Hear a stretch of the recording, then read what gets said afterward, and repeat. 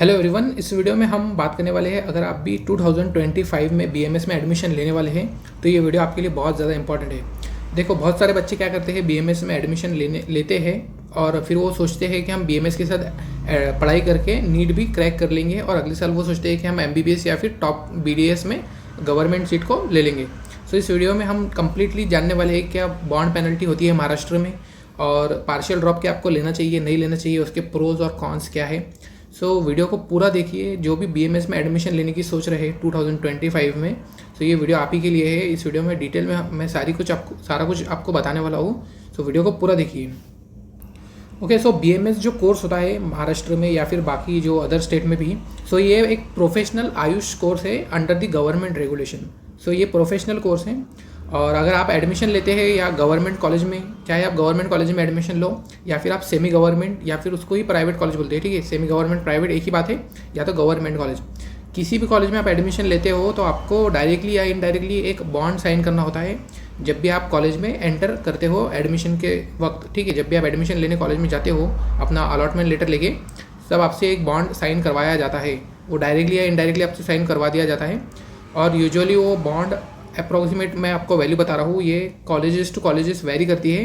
Approximate value जो bond की होती है वो होती है 10 लाख रुपए। ये पर कॉलेज टू कॉलेज वेरी कर सकता है, ठीक है। ओके, तो बॉन्ड हमें इसलिए दिया जाता है या इसलिए साइन करवाया जाता है ताकि हम जो है तो वो कोर्स जिसमें भी हम एडमिशन लेते हैं बीएमएस का, ताकि हम उसको कंप्लीट करें। और जो भी कोर्स होता है वो 5.5 ईयर्स का इंक्लूडिंग आपकी 1 साल की कंपलसरी इंटर्नशिप होती है। और अगर आप बीच में ही कॉलेज को लीव करते हैं, सोचो अगर आप बीच में ही कॉलेज को लीव करते हैं किसी वजह से, या फिर आपको गवर्नमेंट या आपको एमबीबीएस का कॉलेज अलॉट होता है या आप सेमी गवर्नमेंट एमबीबीएस कॉलेज में जाते हो, अगर आप बीच में ही बीएमएस कॉलेज को लीव करते हो तब फिर आपको क्या करना होता है। तब जो आपका जो बॉन्ड होता है, अभी तक तो वो पेएबल नहीं था, लेकिन आप जैसे ही कॉलेज को बीच में छोड़ के जाते हो तब वो बॉन्ड पेएबल बन जाता है, ठीक है। सो वो बॉन्ड का जो अमाउंट होता है वो near about 10 lakh, approx 10 lakh very कर सकता है। ओके, सो बहुत सारे जो कॉलेजेस होते हैं वो आपके ओरिजिनल डॉक्यूमेंट्स को सबमिट कर लेते हैं, अपने पास जमा कर लेते हैं। तो जब भी आप अपने कॉलेज को लीव करते हैं तो आपको ओरिजिनल डॉक्यूमेंट्स की ज़रूरत पड़ती है दूसरे कॉलेज में वेरिफिकेशन पर्पज़ के लिए, ठीक है। सो ओरिजिनल डॉक्यूमेंट्स आपको कॉलेज वाले जब तक नहीं देंगे तब तक आप उनका बॉन्ड क्लियर नहीं करते हो। सो आपको उनके साथ सेटलमेंट करके बॉन्ड को क्लियर करना ही पड़ता है। आप वैसे ओरिजिनल डॉक्यूमेंट्स को किसी भी हालत में कॉलेज से नहीं ले सकते, वो कॉलेज वाले आपको सबमिट करेंगे ही नहीं, ठीक है। तो आपको उनके साथ जो है तो सेटलमेंट करनी होती है। और अप्रॉक्सीमेट मैंने आपको पहले भी बताया था कि जो बॉन्ड की अप्रॉक्सीमेट वैल्यू होती है वो नियर अबाउट 10 लाख रुपीज़ इतनी हो सकती है। ये कॉलेज टू कॉलेज भी वेरी करेंगी। अगर ये 10 लाख रुपीज़ इतनी होती है, या तो ये डिपेंड करेगा कि आपकी कॉलेज की पर ईयर की फ़ीस कितनी है जनरल कैटेगरी की। मान लो कि एक एवरेज मैं आपको डेटा बता रहा हूँ, नियर महाराष्ट्र में जो एक एवरेज बीएमएस कॉलेज की जनरल कैटेगरी की फ़ीस होती है वो 1.5 लाख रुपीज़ इतनी होती है। सो कॉलेज वाले आपसे ये डिमांड कर सकते हैं कि टोटल 4.5 ईयर्स की फ़ीस जो है तो उन्हें एडवांस में देना होगा, तभी जाके वो आपके ओरिजिनल डॉक्यूमेंट्स को सबमिट करेंगे। सो यहाँ पे मैंने आपको एक चीज़ बताया है, full fees of general category. College आपसे 10 लाख रुपीज़ मांग सकते हैं, या तो फिर आपसे फुल फीस जो है तो कॉलेज वाले ले सकते हैं। अब मैं एक आइडिया आपको बता रहा हूँ। जनरली अगर मैं मानूँ कि जनरल कैटेगरी की पर ईयर की फ़ीस 1.5 लाख रुपीज़ होती है, सो अगर मैं उसे 4.5 से मल्टीप्लाई कर दूँ तो नियर अबाउट 6.75 लाख रुपीज़ इतनी फ़ीस आती है। ये आपको कॉलेज को देनी होंगी, तभी कॉलेज वाले आपको अपने डॉक्यूमेंट्स रिटर्न करेंगे। ये मैं अगेन फिर से बता रहा हूँ आपको, ये कॉलेज टू कॉलेज वेरी करता है, तो हर कॉलेज में ये डिपेंड करेगा और वेरी करेगा। ओके, सो फिर पार्शियल ड्रॉप क्या होता है इसके बारे में हम देखते हैं। तो पार्शियल ड्रॉप ये होता है कि अगर आपको बीएमएस कॉलेज में एडमिशन लेने के बाद फिर से आप अगर नीट की पढ़ाई करते हैं और आपका गोल ये होता है कि मुझे गवर्नमेंट या फिर सेमी गवर्नमेंट एमबीबीएस कॉलेज मिले, तो उसी को पार्शियल ड्रॉप कहते हैं। यानी आप किसी कॉलेज में ज्वाइन होने के बाद जो है तो फिर से नीट की पढ़ाई कर रहे हो, उसी को पार्शियल ड्रॉप कहेंगे। तो क्या आपको पार्शियल ड्रॉप लेना चाहिए या नहीं चाहिए, इसके बारे में हम बात करने वाले हैं। सो देखो, अगर आपको गवर्नमेंट कॉलेज अलॉट होता है, आपको गवर्नमेंट कॉलेज अगर अलॉट होता है बीएमएस का, सो आपके चांसेस 50-50 हो जाते हैं पार्शियल ड्रॉप लेने के। अगर आप बहुत ज़्यादा सीरियस एस्पिरेंट हो तो फिर आपको पार्शियल ड्रॉप नहीं लेना चाहिए, और अगर आपका जो है तो इतने सीरियस नहीं है, अगर आप इतने सीरियस नहीं हो तो फिर आप पार्शियल ड्रॉप के साथ जा सकते हो। ये एक एडवांटेज आपको होगा। और जिन भी बच्चों को या जिन भी स्टूडेंट्स को सेमी गवर्नमेंट या प्राइवेट कॉलेज अलॉट होता है बीएमएस के लिए, और फिर वो सोचते हैं ये मैं सेमी गवर्नमेंट प्राइवेट या फिर IQ इंस्टीट्यूशनल कोटा वालों की बात कर रहा हूँ। अगर उन्हें सेमी गवर्नमेंट प्राइवेट या फिर इंस्टीट्यूशनल कोटा से अगर वो एडमिशन लेते हैं BMS में और फिर वो सोचते हैं कि मैं फिर से नीट की तैयारी करूँ या पार्शियल ड्रॉप लूँ नीट के लिए, तो ये आपके लिए बहुत ज़्यादा एक बिग नो है, ठीक है। आपको ऐसा बिल्कुल नहीं करना है, क्योंकि सेमी गवर्नमेंट और प्राइवेट जो कॉलेजेस होते हैं उनकी फ़ीस बहुत ज़्यादा होती है। तो अगर आपने नीट क्रैक भी कर लिया तो आपको एक बहुत ज़्यादा बड़ा अमाउंट जो है तो उनको देना पड़ेगा, तब जाके वो आपके ओरिजिनल डॉक्यूमेंट्स आपको रिटर्न करेंगे।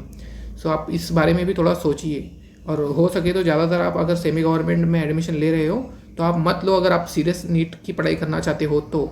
और क्योंकि बहुत सारे बच्चे एडमिशन तो ले लेते हैं लेकिन उनसे नीट फिर क्लियर नहीं होता है और वो एक ट्रैप में जाके फंस जाते हैं BMS के।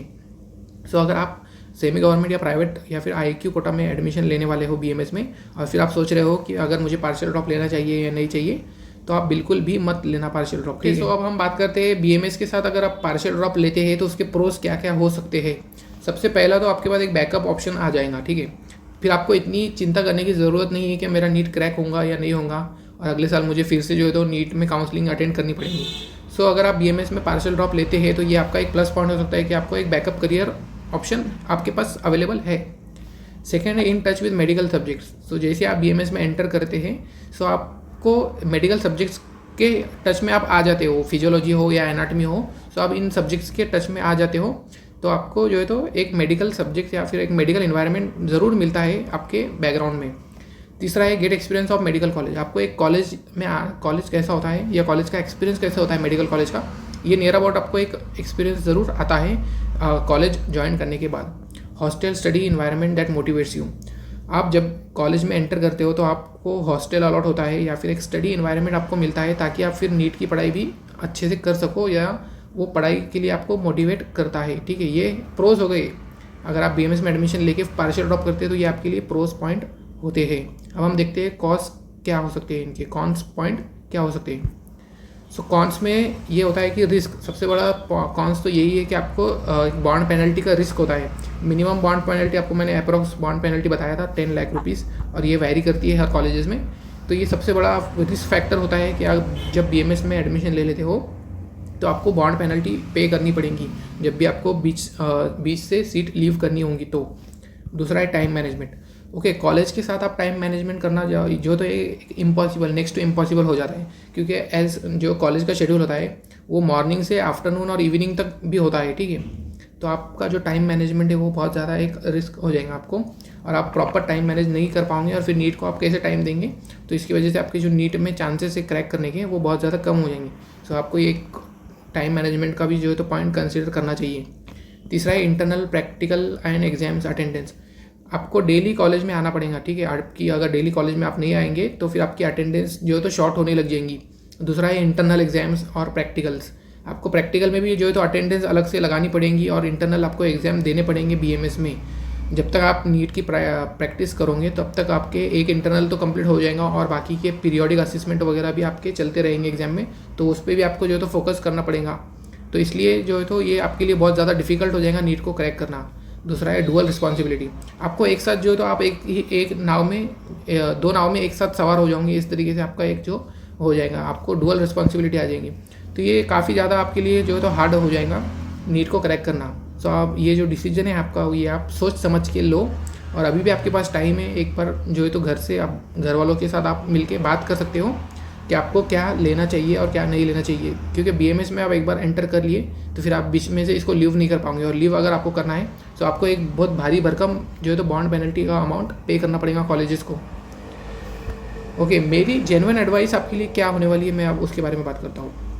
अगर देखो आप 100% फोकस हो नीट के लिए, सो बिल्कुल भी आप पार्शियल ड्रॉप मत लेना, बिल्कुल नीट के ऊपर ही फोकस करो, क्योंकि आप BMS में एक बार एंटर तो कर लोगे लेकिन आप एग्जिट नहीं कर पाओगे, ठीक है। तो ये बात बहुत ध्यान से मेरी आप सुनो।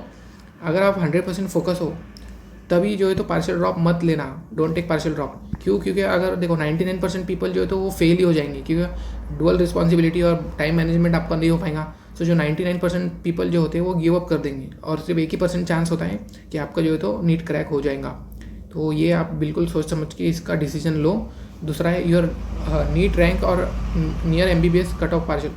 अगर आपकी जो रैंक होती है, आपको अगर बहुत अच्छा टॉप का गवर्नमेंट कॉलेज मिलता है, आपकी जो रैंक थी वो नियर गवर्नमेंट या फिर MBBS के कट ऑफ के नियर आती है, तब आप पार्शियल ड्रॉप ले सकते हो, क्योंकि ये आपको एक अच्छा कॉलेज भी BMS का इसमें मिल जाएगा और आप एक सेफ हैंड में चले जाओगे। और आपके जो मार्क्स हैं, आपका ऑलरेडी जो कॉन्सेप्ट है वो थोड़ा स्ट्रॉन्ग ही होगा, तो आप जो तो अगले बार नीट क्रैक करने के आपके चांसेस काफ़ी ज़्यादा बढ़ जाएंगे। सो आप फिर ले सकते हो नीट में पार्शियल ड्रॉप, अगर आपकी जो रैंक है वो नियर MBBS अगर आती है तो। And partial drop it may be worth the risk, stay committed. So आपको अगेन यही है कि आपको प्रॉपर प्रैक्टिस करना है, और आपको सारी जो बातें मैंने इस वीडियो में बताई है उसको ध्यान से अगर आपने अप्लाई किया और एक ध्यान से बैठ के अगर आपने उसके ऊपर डिसीजन लिया, तो आप एक कंक्लूजन पे आ जाओगे कि आपको अब क्या करना है। मैं आपको कोई फोर्स नहीं करने वाला हूँ इस वीडियो में कि आपको क्या करना चाहिए, टोटली आपके ऊपर डिपेंड करता है। मेरा काम था आपको सिर्फ बताना कि आपके लिए क्या बेस्ट हो सकता है और आपको क्या करना है और क्या नहीं करना है। तो इस वीडियो में इतना ही था। अगर ये वीडियो आपको पसंद आए तो ज़रूर से चैनल को सब्सक्राइब करना, इस वीडियो को लाइक करना और अपने दोस्तों के साथ भी इस वीडियो को शेयर करना। हम मिलते हैं ऐसी और नेक्स्ट वीडियो में। Thank you.